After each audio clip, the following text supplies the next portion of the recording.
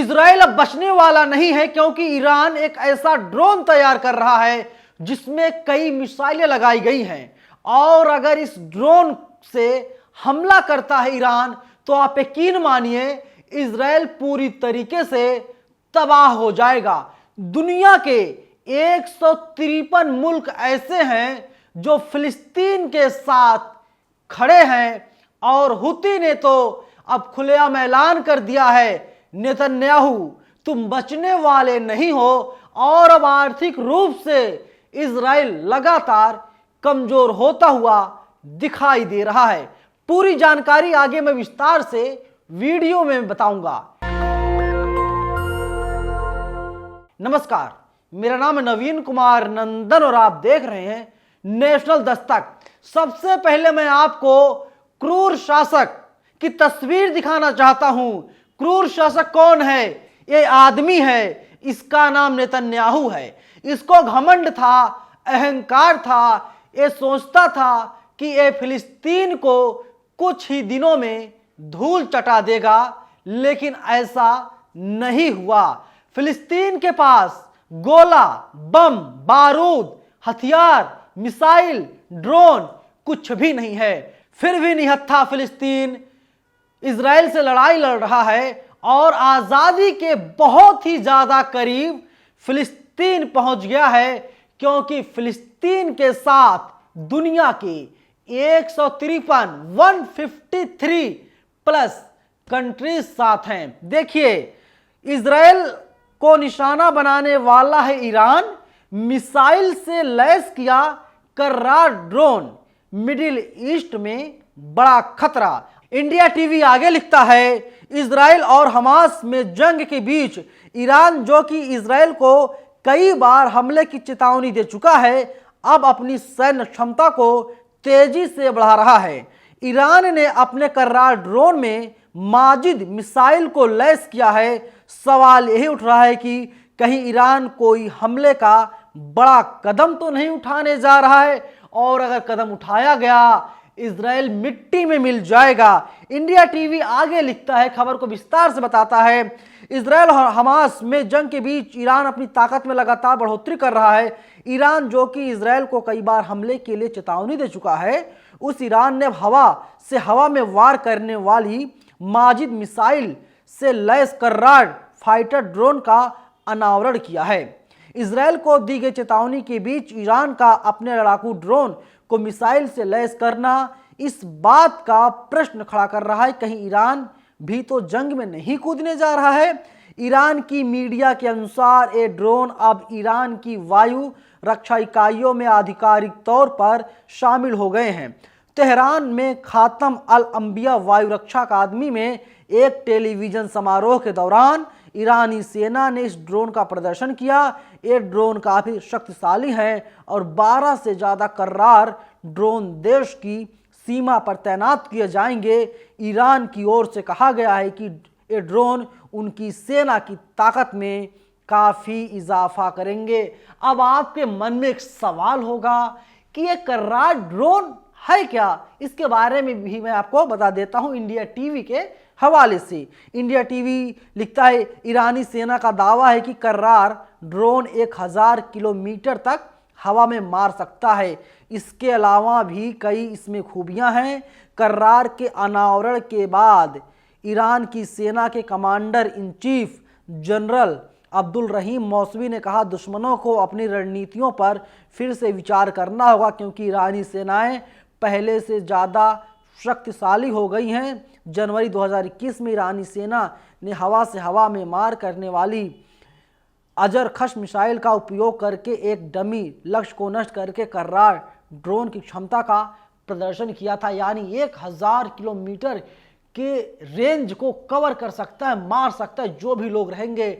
और अगर इस ड्रोन से इजराइल के ऊपर हमला किया जाता है, तो आप यकीन मानिए नेतन्याहू जिस दफ्तर में, जिस घर में या जिस तथाकथित महल में बैठा हुआ है, वो घर वो महल भी बचने वाला नहीं है। और मैं चेता रहा हूँ, 70 दिन होने जा रहे हैं। नेतन्याहू, मैं फिर से आगाह कर दे रहा हूँ, वक्त है, सामने आ जाओ, माफी मांग लो, हाथ जोड़ लो और कह दो कि तुमने ही 18,000 से ज्यादा लोगों की जानें ली हैं, तुमने ही 18,000 से ज्यादा लोगों का कत्ल करवाया है। और अगर तुम अभी हाथ पैर जोड़ लेते हो, माफी मांग लेते हो सकता है कि युद्ध को खत्म हमेशा हमेशा के लिए कर दिया जाए।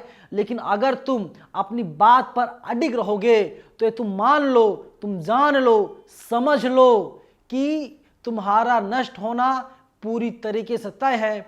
तब ये मत कहना कि नेशनल दस्तक वालों तुम लोगों ने मुझे बताया ही नहीं था। इसीलिए मैं लगातार नेतन्याहू आपको सतर्क सचेत करने की कोशिश कर रहा हूं, आपको लगातार चेतावनी दी जा रही है, क्योंकि 153 से ज्यादा देश अभी भी फिलिस्तीन के साथ खड़े हैं। और अब देखिए ईरान, TV9 भारतवर्ष लिखता है, ईरान की सबसे खतरनाक धमकी।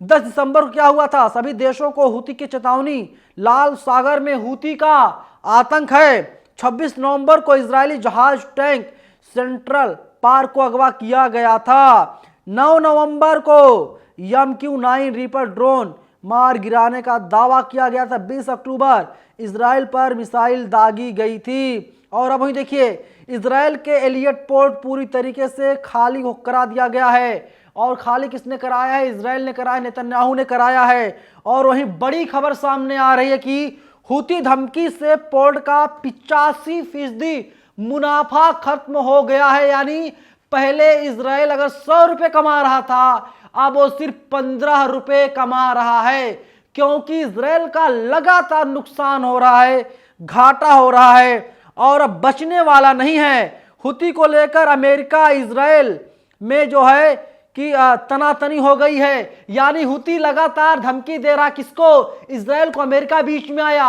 और हूती ने अमेरिका को भी चेतावनी दिया, चेता दिया, धमकी दी। और अब अमेरिका और इजराइल में 36 का आंकड़ा हो गया है। जो बाइडेन जो अमेरिका के राष्ट्रपति हैं, कमला हैरिस जो अमेरिका की उपराष्ट्रपति हैं, उन लोगों ने साफ तौर पर कह दिया है किसी भी कीमत पर किसी भी बेगुनाह की जान नहीं जानी चाहिए। और अगर जान जाती है इंसानियत के खिलाफ है। यानी अमेरिका साफ तौर पर ऐलान कर चुका है, नेतन्याहू तुम एक क्रूर शासक हो, तुम बेगुनाहों को मार रहे हो, बेगुनाहों को मरवा रहे हो और इसका अंजाम तुमको भुगतना ही पड़ेगा। जितना जोर है तुम जोर लगा लो, लेकिन तुम बेगुनाहों का जो कत्ल किया गया है उसके असल जिम्मेदार मास्टरमाइंड तुम ही हो। तमाम लोग क्या कुछ लिख रहे हैं सोशल मीडिया पर मैं आपको बता देता हूं।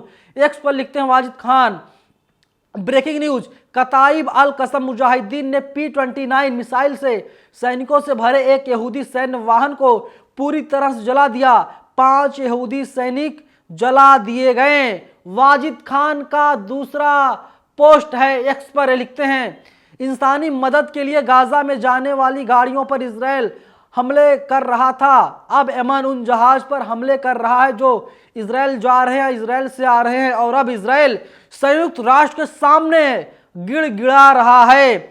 इसके अलावा मिस्राम रेस लिखते हैं कि जेनिन की लड़ाई, वेस्ट बैंक अब तक के सबसे बड़े आक्रमण में IDF लगभग 50 से अधिक घंटों से जेनिन पर कब्जा जमाने की कोशिश कर रहा है।